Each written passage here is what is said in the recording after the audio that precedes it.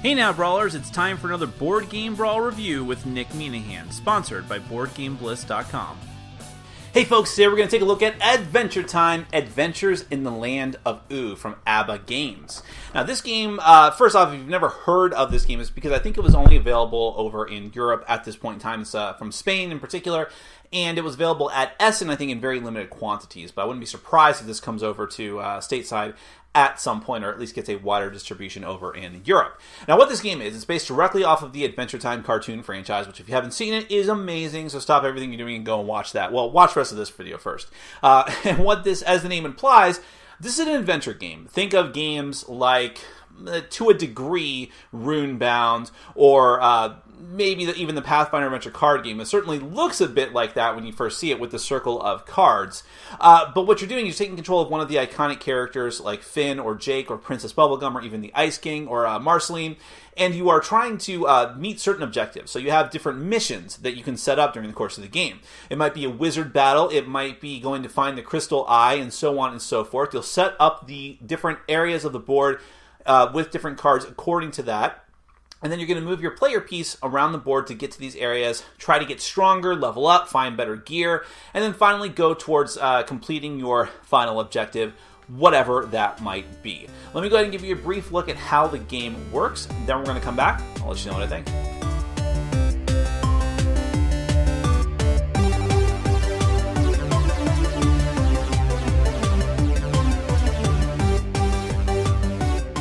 Okay, I'm going to try to give you a quick run-through of Adventure Time, Adventures in the Land of Ooo. This is a competitive game for 2 to 5 players, but you can also play the game solo with some special rules as well. I'll also note that there's different ways to play the game. So there's Dungeon Mode and there's Wizard Battle Mode. I have Dungeon Mode set up here. Wizard Battle Mode is not too different. So basically, in the Dungeon Mode, you have different missions. The mission that I have set up here is the Crystal Eye, which means in the center of the board, I have the Crystal Eye chamber, and underneath it is the Crystal Eye itself, and I need to get to you need to get to that card. The first person to claim the Crystal Eye in this scenario is going to win the game. But in order to do that, you need to take out the Crystal Eye chamber first, and even to take out the Crystal Eye chamber, to take out the Crystal Eye underneath that, you need to get the Swan card as well. So it's pretty thematic to the different Adventure Time episodes. But that's how this one would go. If you chose to do the Wizard Battle, you actually set up a bunch of different Wizard cards with the Grandmaster Wizard in the center. You have access to different special items. But otherwise, the game is mostly going to be the same. So we'll just run you through what a dungeon mission would be like. So, of course, the most important part is that every player in the game is going to get a different character from the Adventure Time mythos. So you have Princess Bubblegum, you have Jake, you have the Ice King, and, of course, you have Finn himself over here, and you've got Marceline. And let me show you how their cards are going to break down with on just their different stats. Now, the blue arrow at the top is called Capacity. Capacity, I really feel like it should have just been called damage, because that's essentially what it is. It's supposed to be a catch-all term for your ability to do something, but in almost all cases, it means that the amount of damage that you're dealing out in order to overcome a foe's resistance. And in fact, speaking of that, that's what the heart symbol is. That's not actually life points, it's resistance. If the enemy can ever get over and to beat your resistance and vice versa, you're going to defeat each other. The last thing there is your movement. That's how many spaces you get to move around the board. And of course, every character is going to have a different special ability. Marceline can't die, which might sound amazing, but dying in this game for the other characters is not too overwhelming. Well, here, I'll just describe it real quick. Essentially, you go to the land of the dead, you put your character along with the death card, and then you have to face death in a musical battle, as, of course, is the typical way that you fight the devil or death or whatever. And then you have to use special magical battle cards. Those are actually the same cards that you use when you fight someone, one of the other players, which is possible in the game. You'll do the same types of things as you would in a normal battle, but then you draw one of the magical duel cards. Other types of characters have different special abilities as well. We'll go ahead and show you a few of those. So, for instance, Finn's ability is to add +1 to his capacity when he's wielding a sword. So he gets +1 damage essentially whenever he's wielding a sword. Jake's going to get a bonus whenever he doesn't move for the round. Princess Bubblegum gets bonuses against certain creature types like zombies or mutants or something like that. And the Ice King, I notice they all have different stats as well. The Ice King gets a +2 to his capacity in musical duels. Now you're going to take a special player piece, which is just a very thin cardboard piece, and put it onto one of the outer starting areas around the board of your choice, preferably something close to you. And then you might be wondering what all these different cards are out here. Well, every game has a very elaborate setup that you have to go through in order to set up for the different scenarios. So, for instance, in this one, in addition to the Crystal Eye Chamber in the center, every one of these piles of cards represents a different location that's randomized. The locations of each of the stacks is randomized once you've set them up, and every location has 3 different regular enemies, a local enemy, which is like a special dungeon boss, and then the location card on top of that, and then you mix them all up and put them in different spaces. So it's rather elaborate. And then the other spaces on the board have shop cards on them. Whenever an area on the board is cleared, in fact, you put another one of the shop cards in its place. Here is where I will also show you the rule books to the game, and I'll talk more about this in my final thoughts, because despite how simple and kid-friendly this game looks, the rules are very dense and very tough to kind of get through. Then you have a quick reference guide, which looks like a bunch of spreadsheets. So that kind of took me by surprise. But in any case, now most of what you want to do in the game is going to be fueled by objects, and that's this huge stack of cards here. And the reason why there's a lot of cards there is because you go through these very quickly. And these all give you different types of bonuses.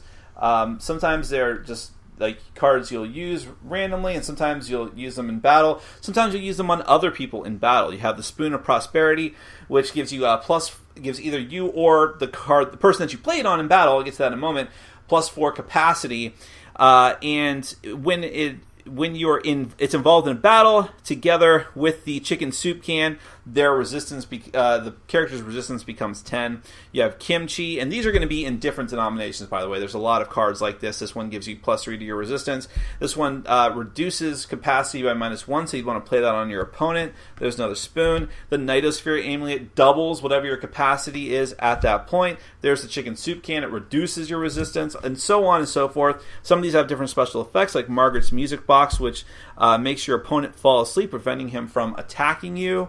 Let me find something. There's one. I think this might actually be the only permanent accessory in the game, even though it alludes to there being more. This one increases your movement by 2, the red boots. The magical nails can make another object into a weapon. Let's see. Where's another good example? Oh, here's some really powerful ones, like the Hero's Amulet, or the Hero's Gauntlet, excuse me, which increases capacity by 10. And this can actually be used in magical battles.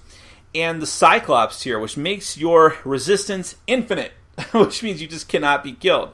You also have the Boomerang Bottle, which when used in conjunction with a weapon, you don't have to discard it, and it increases your capacity. Speaking of weapons, those are a thing. You can have, I think, 2 weapons at any given point. And if you get another weapon, you have to discard one. But you have the Root Sword. Now down here, this is actually the level. So you notice it's a different type of stat. This is the level you need in order to actually wield this weapon. If you're not at least level 2, and you gain a level for every location and monster that you destroy, you just leave them next to you. But if you're not at least level 2, you can't wield this weapon. The Root Sword gives you +2 capacity, and you multiply its value by 3 if you are facing giants, but it is useless against demons. You can attack the same monster twice during your turn. And you have the Golden Sword of Battle, the Nuclear Missile, of course. It's +1 against ghosts, demons, and zombies. And notice it's level 4. The Candy Stick Rifle, 6 capacity, but you need to be level 5 in order to wield it, and so on and so forth. There's some really powerful weapons and some not so powerful weapons, but you're going to need to get some of both if you want to succeed in the game at different points. The Twin Katanas.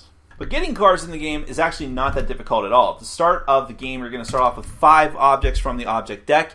At the start of every round, you'll have a supply phase where you get 2 more cards, and then you have a hand limit of 7. If you're over 7 at that point, in future rounds, not in the first round obviously, then you have to discard. But then, if you were to go to one of the shops and use your action for the round to shop, you would instead be able to draw 4 objects on top of the 2 that you already got, or you could choose to draw 2 objects and 1 weapon from the weapon deck.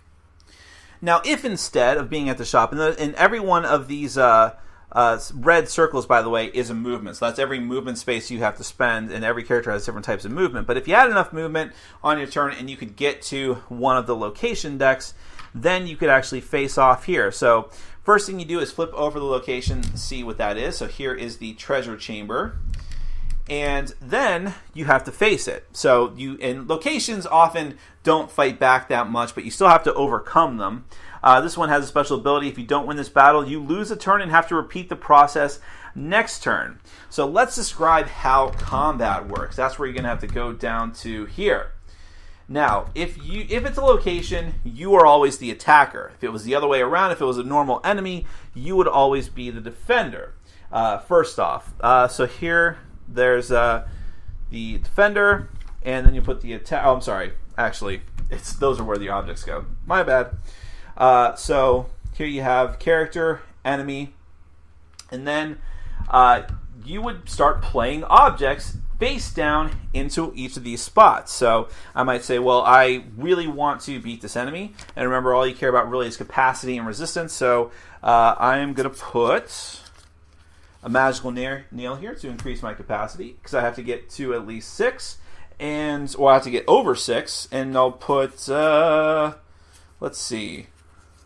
Yeah, this should be enough to do it. I'll put a bug milk there. So that's going to increase my capacity enough to get over that. Now, my opponents have the chance, the physical players in the game have the chance to play cards on either side. They can play cards on my pile, and they're all placed face down, so I don't know exactly what they're playing. They can play cards on my pile to reduce my stats, or they can play cards on my opponent's pile in order to increase its stats. But then, after every player in clockwise order has had a chance to play cards down on the battle, then I get a chance to play cards again. So if I saw that people put a lot of cards in, I can start swamping both areas, and I can play negative cards on my opponent as well. I can start putting more cards out to make sure that I succeed. And now is where it gets a little bit random, because what's going to happen is I'm going to pick up all the cards, shuffle them all up, and then reveal them all one by one to figure out what my stats are. So it could go +1 capacity, but then -1, and then -1 again, and then +3, and +1, and so on and so forth. Now, for things like this where you're just adding and subtracting stats, it doesn't matter that much. When it becomes hugely important is when you're doing multipliers. Because let's say, for instance, I was to shuffle up all the cards and start flipping them over, and I get +1 capacity, and then another +3 capacity, and then I draw my double card. Well, that's awesome, because at this point now I'm doubling the my capacity with those bonuses I just got. But let's say I draw the doubling card first. Well, that's not going to be as good because it's just doubling my base capacity. Or let's say I draw the doubling card after I've already been hit with like 6 negative cards that my opponents threw in there. Then it's going to be really, really bad. So the randomization really can cripple you or really help you depending on how it works out for you. Now, if you get defeated in battle after all is said and done, like I said, you go to the land of the dead and you have to have a musical face-off, drawing a random musical card off the top of the deck in a battle with death. And that's also how battle with one of the other players would work as well, on top of all of this object sorting. There's also a bunch of different enemies you might run into in the game. So let me just show you a few of them. You have like Sir Splicer here. You have the Gnome Ruler. Here's a special card that goes in a specific place on the board, the Jelly Cube. He actually has the giant key inside of him, which can let you get into one of the special vault locations and get a ton of items. Notice how much health he has, but he doesn't really hurt you too much, and he is an optional enemy. Hypoglycemic Zombie is another Gnome Ruler. The Science Cat Sorcerer. let's see, the Bucket Knight, and there's also Bucket Knight 2 who might come out. He keeps off to the side of the board, and so on and so forth. But they all have their own capacity and resistance. And also, this actually on them, what this number means is that's the number of magic items they drop when you destroy them. So again, very, very easy to get items in this game. So you'll be running around the board, going from location to location, taking out the locations, taking out the enemies, keeping those cards as levels, getting stronger weapons because your level is growing, and loading up your hand with objects. And ultimately, for this particular scenario, you want to go here. As soon as someone gets to level 3, the swan flies over to them.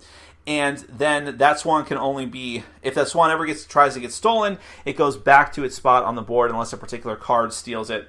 But whoever ends up with the swan can choose to go to the Crystal Eye Chamber, go through the chamber, and then have a chance at taking out the Crystal Eye itself underneath it.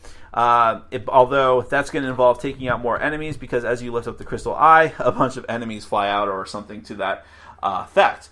So that's the general gist of the game. There's other missions in the game as well that you can take out, and there's also the Wizard Battle, but they're all going to work essentially the same as that, and just throwing down a bunch of items to take out your opponents and leveling up and getting stronger as you go. That is Adventure Time, Adventures in the Land of Ooo. Let's get to my final thoughts.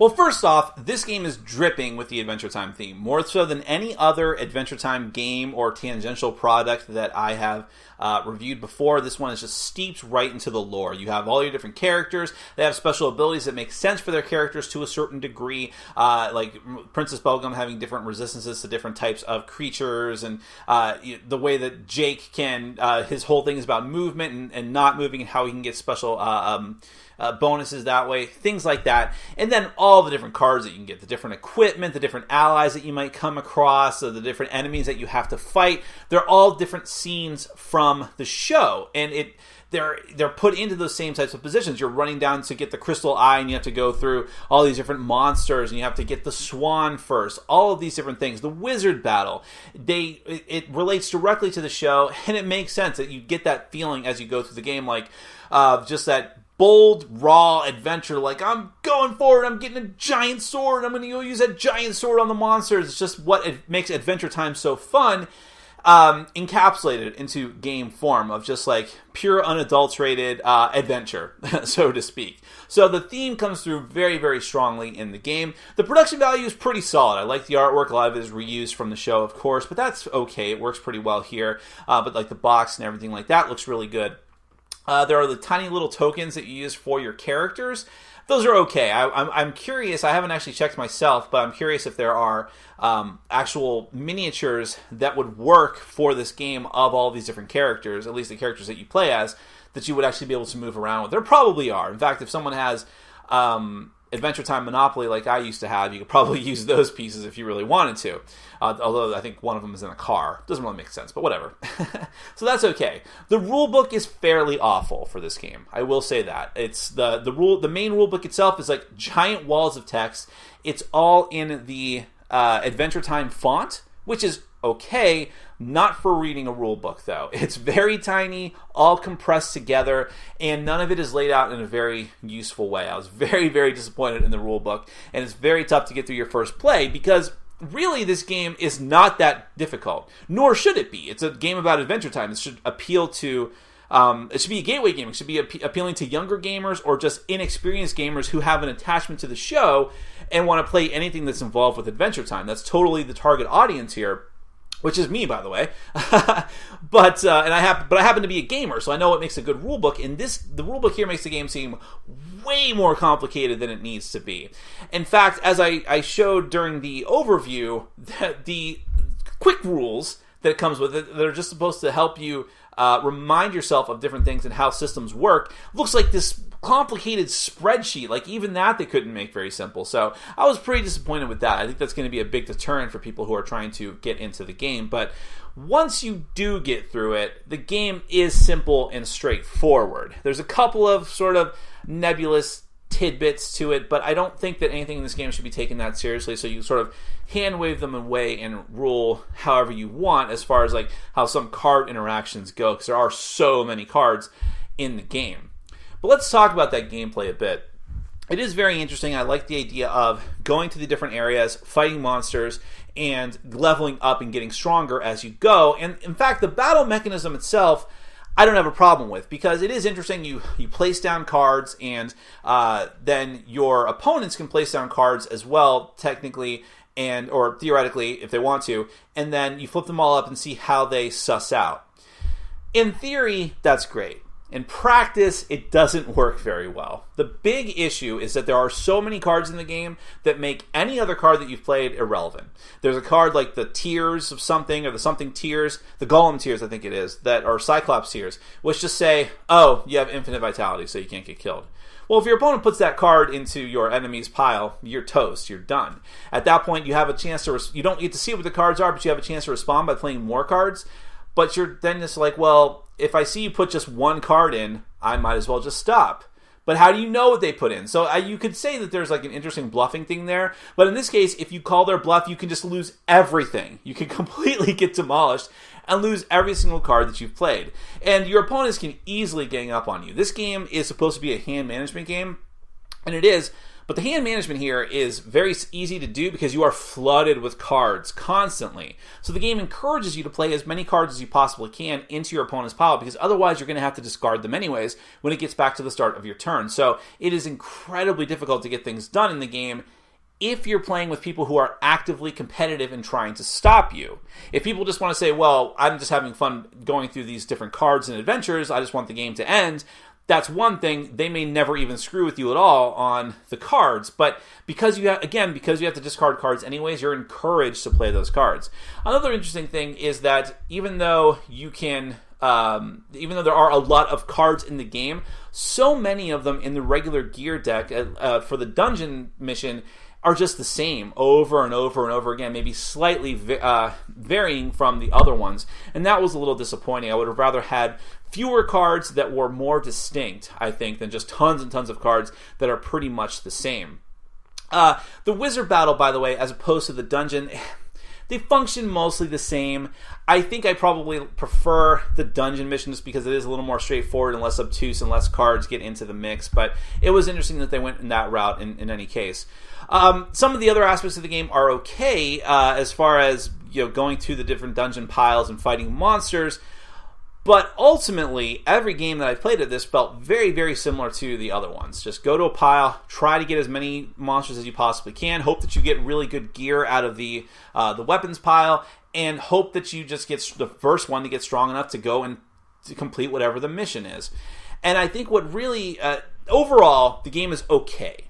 And if you just want to play the game because you love Adventure Time, then I would still recommend trying it because it's just dripping with that Adventure Time theme, just all over the place. It's probably the best implementation of an Adventure Time game so far. I haven't played every single Adventure Time game like all the mass market ones, but I can pretty safely say that at this point. But for me as a hardcore gamer looking for something a little bit more strategic, even in a light game like this, I was just disappointed in the take that elements. The elements of just like, well, boo, boo, boo, boo, we're not going to let you do that. And it's just that back and forth that just never lets you progress very far was a bit frustrating to me. Like, it was really hard to do any kind of forward planning. And in fact, here's what I'll say. I'll say the showstopper. If you haven't gotten this impression yet, the game is essentially Munchkin adventure game is what it is, essentially. Where it's the Munchkin mechanisms, but with lots of other things going on, like a board and going to different areas and adventuring. In fact, I think there is a Munchkin board game. I'm curious how similar these two things are. So that is not for me. But on the other hand, there are a ton of Munchkin fans out there and a ton of adventure fans out there. And I would guess that those two markets have a lot of overlap, which means this game would be a hit for a lot of people. And that's why I'm pretty positive at some point no one's going to just let this sit there. It will get picked up and get wider distribution, and a lot of people are really going to enjoy it. I didn't enjoy it as much as I wanted to because despite the fact that I'm a huge Adventure Time fan, the game was just not interesting enough for me. It was just too long, too drawn out because of those take that mechanisms, and everything else going on was just like, same thing over and over again. And so it'll be a tough sell for people who are not into the show. But if you are really into the show, and if you're okay with the take that mechanisms, or maybe since there is a very, very good game in this box somewhere because you have all the components to make it so maybe you want to homebrew it yourself if you're really into Adventure Time and want this type of game. Either way, it's very interesting nevertheless. That is Adventure Time, the Adventures in the Land of Ooh from ABBA Games. Thanks for watching. Follow us on Facebook, Twitter, and Patreon. And make sure to check out our sponsor, Board Game Bliss, where you can find an amazing selection of games from around the world. BoardGameBliss.com. Thanks for your support.